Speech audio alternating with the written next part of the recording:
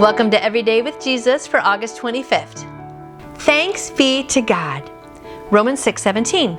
But God be thanked that though you were slaves of sin, yet you obeyed from the heart that form of doctrine to which you were delivered. Let's look this up in my Bible. All right, we're in Romans 6, which is in the New Testament. I love Romans. Great book, written by Paul.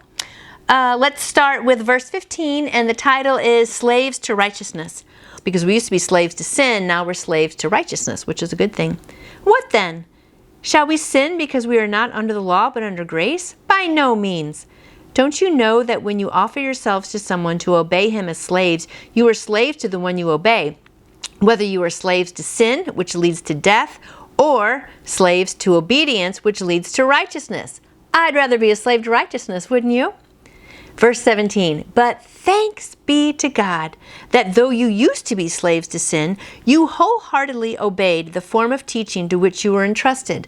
So basically he's saying you've listened to what you've been taught and now you are no longer slave to sin.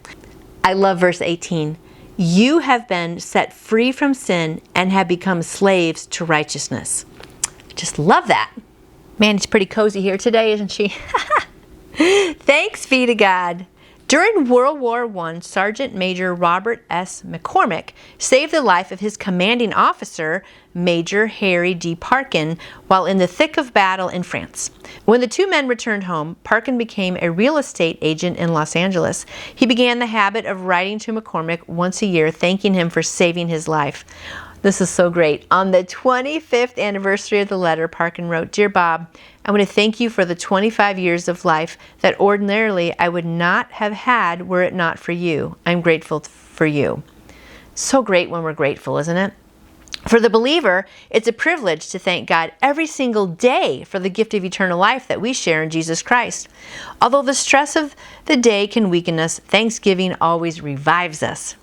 We're to be always giving thanks to the Father who has qualified us to be partakers in the inheritance of the saints in the light, Colossians 1:12.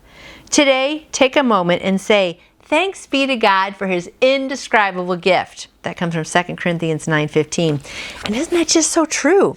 I mean, that's one thing a lot of people are like, why are you always so happy? I'm like, well, two reasons. One, I woke up today. And two, now that I'm awake, I realize, first, I'm not going to hell.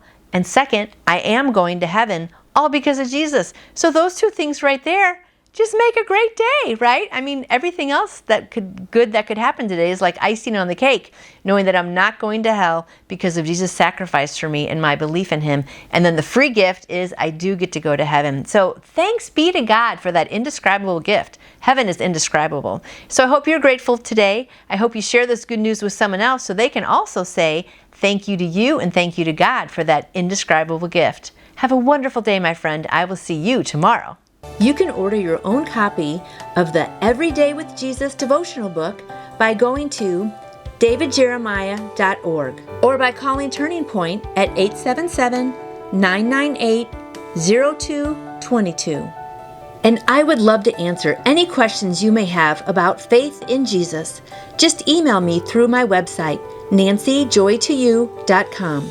And I hope you go out and shine for him today. See you tomorrow.